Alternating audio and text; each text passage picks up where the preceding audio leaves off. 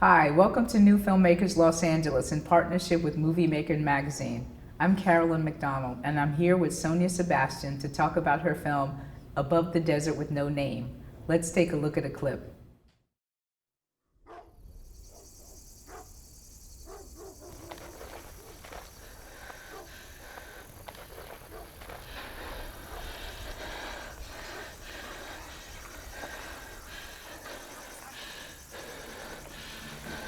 Mamá, tengo sed. Mamá. Voy a necesitar que corran muy rápido. No vayan a parar. Mamá, escucho voces. Papá.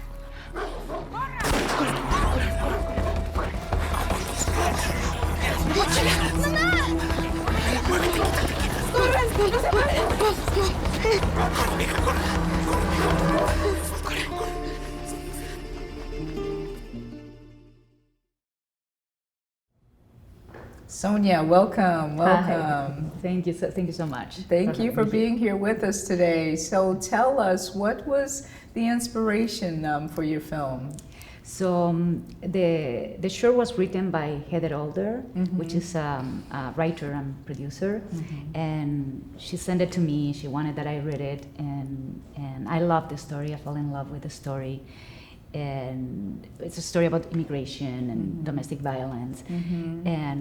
And I talked to her and said I loved it, but I think that it should have like a little bit of magic element too. So it's not the same story that we hear so many times, right? And so she loved the idea, and she do a new version of this with the magic element that the short film has, and yeah, we love it, and we work together. We worked together in another short film, and we wrote a thriller together as well. So it's kind of like we have a ongoing collaboration.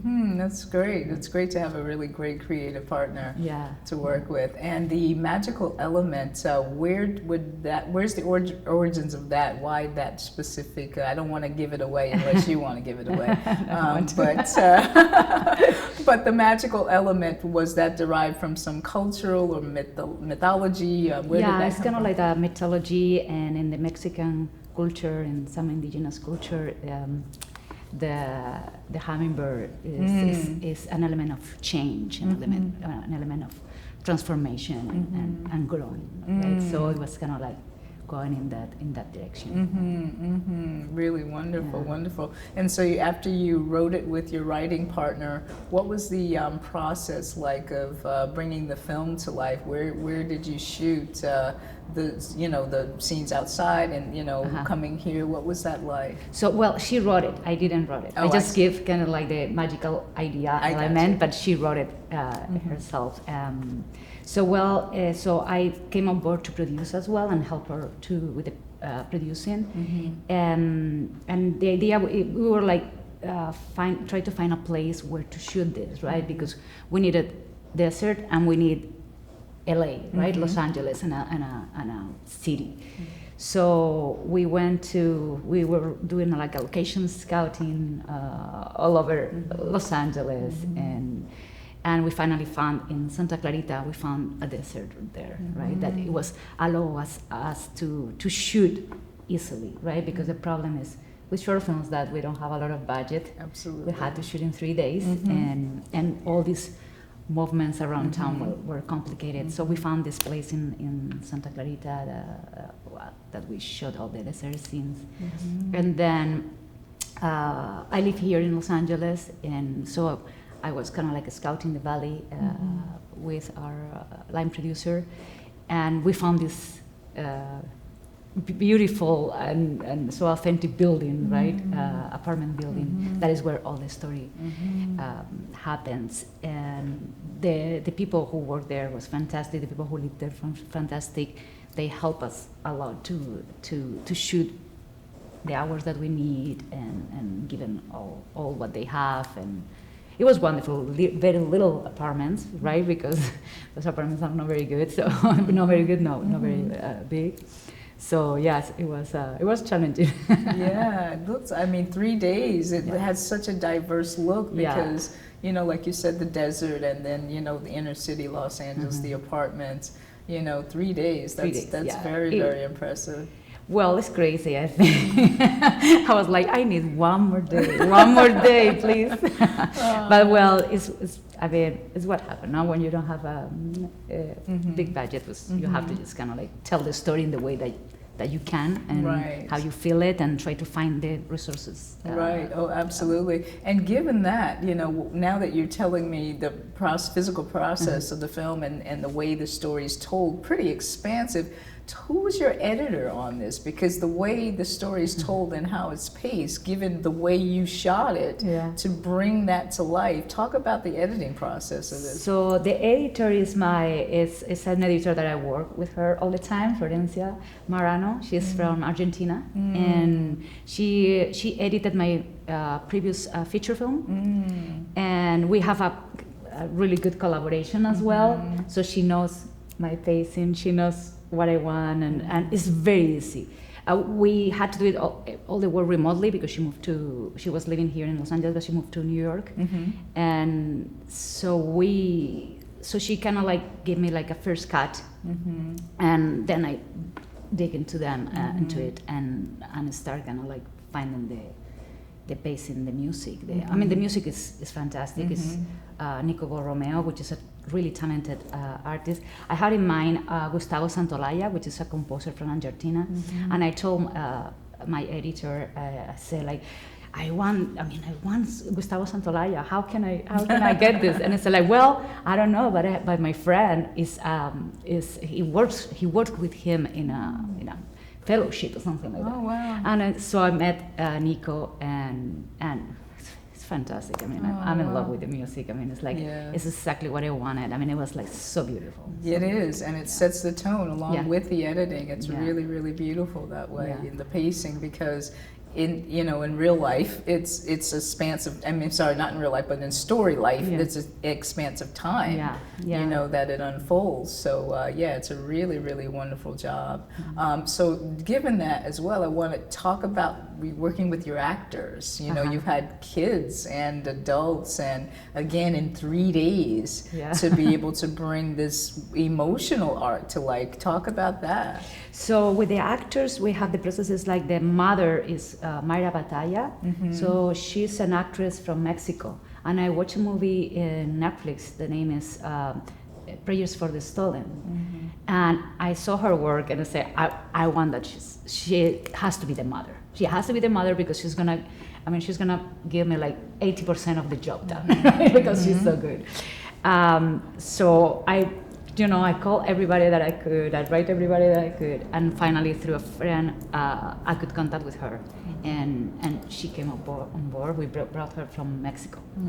And with the kids, it was, we did a casting to try to find the 2 kids, and it was complicated to find, and finally we find the girl that has like that expression that I love, right? That is like, nothing is happening, but a lot is happening inside.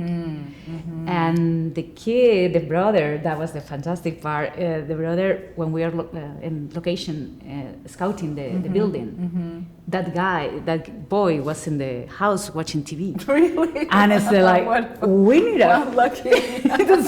we need a boy, because we didn't find any on the casting process. So it was like, we find, and he said like, yes, I'll do it. And so we had a little bit of, we have one day of rehearsal, one evening of rehearsals, when the night before, we rent a house in Canoga Park, was where we were shooting, and we read all the script with them. And I mean, I'm an actor's director. I consider myself an actor's director, and in the past I studied acting as well, and so I think I understand what is that every actor has their own process, and I let them be and just try to help them and give them like a safety space where they can try.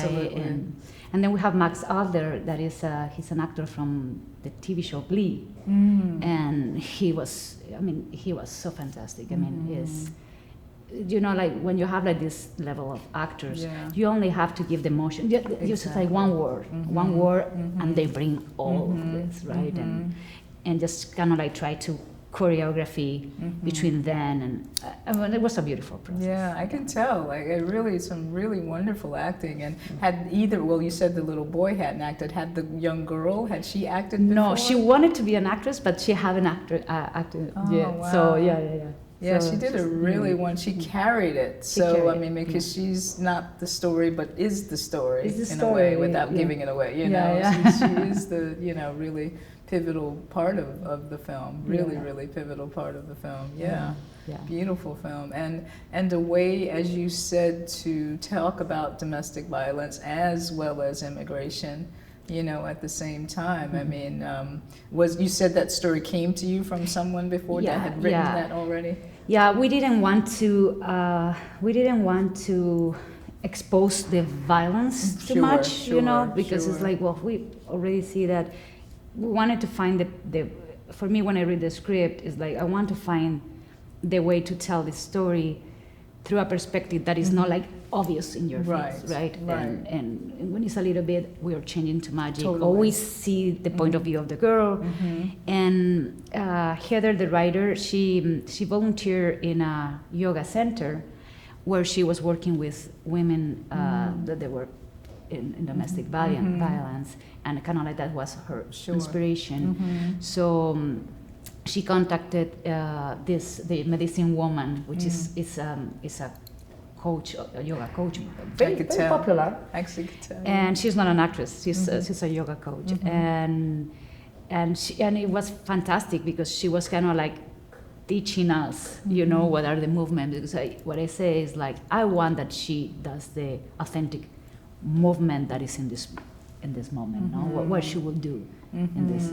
So it was great. We shot with her like in the morning, right, in that pool.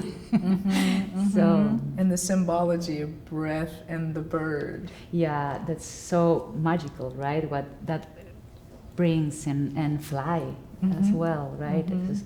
Because she flies with that breath, with that exercise, right? She flies like the bird. And visually, to illustrate that sense of empowerment on film and cinema. Yeah. It's really beautifully done. Yeah, thank you. Thank you. Beautifully done. Is that a theme for all of your films, sort of empowerment, freedom? Yeah, my films are, I like to make films that have an empower of the human being at the end. And this is my second tryout on drama. I usually was a comedy director, and I decided to explore other genres. And I love drama, I love family, I love human beings. So I decided to do the Virgin of Highland Park, right? That is the story of this woman who gets pregnant, but she never had sex. And so we have to find this explanation and what is happening.